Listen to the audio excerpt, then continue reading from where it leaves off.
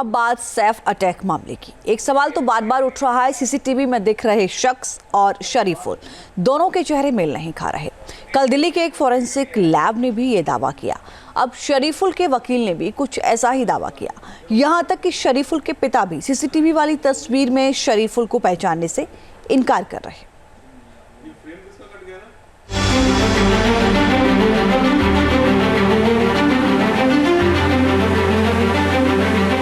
सैफ अली खान के हमलावर पर वो कौन ये कौन वाली नई थ्योरी। होलिया बदल कर दिखाई चालाकी, लेकिन चूक गया शरीफुल। चेहरा पहचानने में हुई भूल, तो शरीफुल को गुनाह क्यों कबूल। दो तस्वीरें, लेकिन सैफ का हमलावर एक। तस्वीर नंबर 1 16 जनवरी की रात 2:33 की। तस्वीर नंबर 2 19 जनवरी को गिरफ्त में आए शरीफुल की।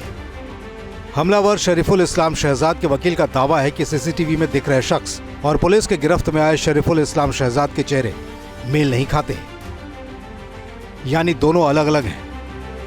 जो सीसीटीवी फुटेज के अगर आप देखोगे, जो 6th फ्लोर का जो फुटेज आया है उसमें से जो एक्यूज का फुटेज दिखाया गया है वो काफ़ी हद तक ये जो प्रेजेंट एक्यूज है उससे मेल नहीं खाता। It is not match. There is a extreme doubt about the accused, that whether he is there. That question has been raised. We are just waiting for, मतलब अभी हम रुके हुए हैं अभी कल के रिमांड में कि पुलिस क्या नया इन्वेस्टिगेशन लाती है और क्या इन 5 दिनों में उन्होंने क्या इन्वेस्टिगेशन किया है और इन्वेस्टिगेशन में क्या एविडेंस प्राप्त किए हैं। तो क्या शरीफुल के वकील के ये दावे इस केस का नया टर्निंग पॉइंट है?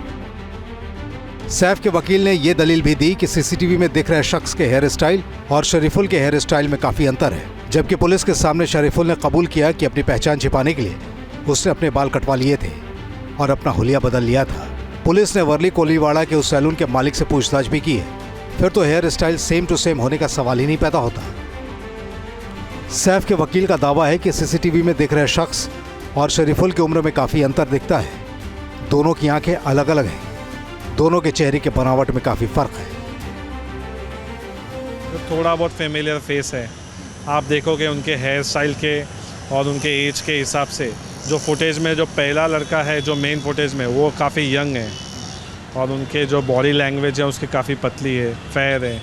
उसके आँखों का स्ट्रक्चर और उसके फेस जॉ लाइंस काफ़ी अलग है, तो काफ़ी चीज़ें इनसे मैच नहीं होती। इससे पहले दिल्ली की एक फॉरेंसिक लैब ने भी कुछ ऐसा ही दावा किया था। ब्रिलियंट फॉरेंसिक लैब ने दोनों चेहरों का मिलान किया था और इस मिलान के बाद इस नतीजे पर पहुंचे कि सीसीटीवी में दिख रहे शख्स और शरीफुल दोनों ही अलग अलग व्यक्ति हैं। शरीफुल का माथा लंबा और चौड़ा है, सीसीटीवी में देखे हमलावर का माथा छोटा और चौड़ा है। शरीफुल की आंखें बड़ी हैं, सीसीटीवी में देखे हमलावर की आंखें गोल है। शरीफुल के आईब्रो के बीच कम अंतर है, सीसीटीवी में देखे हमलावर के आईब्रो के बीच दूरी ज्यादा है। शरीफुल की नाक चौड़ी है, सीसीटीवी में देखे शख्स की नाक नुकीली है। पुलिस ने जो आरोपी को पकड़ा वो ये भी हो सकता है कि वो जो मेन एक्यूज के साथ कोई को एक्यूज भी हो सकता है, जो हो सकता है किसी दूसरे सीसीटीवी फुटेज में पुलिस को मिला हो, जो हो सकता है वो मेन एक्यूज का वेट कर रहा हो या उसके लिए गाड़ी में बैठा हो या इस तरीके की कोई चीज़ हो सकती है।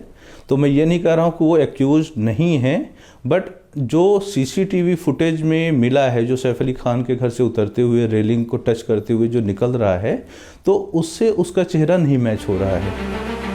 उधर बांग्लादेश में रह रहे शरीफुल के पिता राहुल अमीन फ़कीर ने ऐसा ही दावा किया है। राहुल अमीन का कहना है कि सीसीटीवी में दिख रहा शख्स उनका बेटा शरीफुल नहीं है। ऐसे में सवाल उठता है कि शरीफुल के चेहरे को लेकर आखिर सवाल क्यों उठ रहे हैं? क्या जानबूझकर इस मामले को उलझाने की कोशिश की जा रही है या फिर दावों में दम है?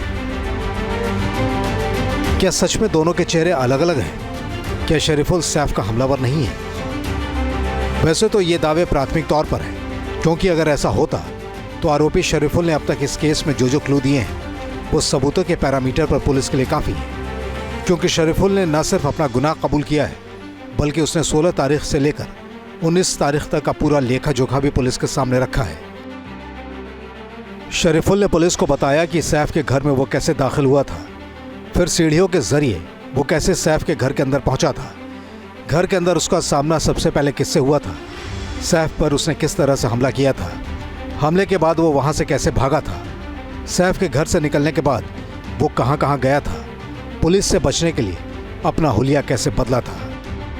इतना ही नहीं, हमलावर शरीफुल ने पुलिस के सामने ये भी कबूल कर लिया है कि उसने चाकू का तीसरा टुकड़ा कहां फेंका था। बुधवार की शाम उसकी निशानदेही पर चाकू के तीसरे हिस्से को भी बरामद कर लिया गया। इसके अलावा शरीफुल के ठिकाने से उस टोपी को बरामद कर लिया गया जिसे लगाकर वो सैफ के घर के अंदर दाखिल हुआ था। और तो और कोर्ट में पेशी के दौरान भी अपने वकील को यह बताने में नाकाम रहा कि वो गुनहगार नहीं है। कोर्ट में आप आरोपी से मिले थे, मोहम्मद से मिले थे, तभी क्या बताया उसने? बताया, डरा हुआ था काफ़ी, बताया उन्होंने कुछ, वो ज़्यादा कुछ बता नहीं पा रहा था, रो रहा था काफ़ी चीज़ें। आपने तो पूछा होगा कि आप उस वक्त थे या नहीं थे, तो उस वक्त क्या बताया? मैंने पूछा है लेकिन वो उसने वैसा जवाब कुछ दिया नहीं पॉजिटिव कि वैसा वो था या नहीं। जबकि मुंबई पुलिस पूरे एहतियात के साथ इस केस को अंजाम तक पहुंचाने में जुटी है। पुलिस इस मामले में फूंक फूंक कर कदम रख रही है ताकि कोई सबूत छूट ना जाए और आरोपी बच ना पाए। आरोपी की पहचान के लिए सिर्फ चेहरा ही काफ़ी नहीं, बल्कि पुलिस के पास और भी कई बड़े सबूत हैं जो ये साबित करने के लिए काफ़ी हैं कि सीसीटीवी में दिख रहे शख्स और शरीफुल एक ही हैं। मसलन सैफ के घर से बरामद 19 फिंगरप्रिंट, अलग अलग सीसीटीवी में कैद आरोपी, हमले के लिए इस्तेमाल चाकू के 3 टुकड़े, शरीफुल का सैफ पर हमले का कबूलनामा, शरीफुल का वो बैग जिसे लेकर सैफ के घर पहुंचा था, सैफ अली खान का बयान, सैफ अली की नर्स एलियामा का बयान।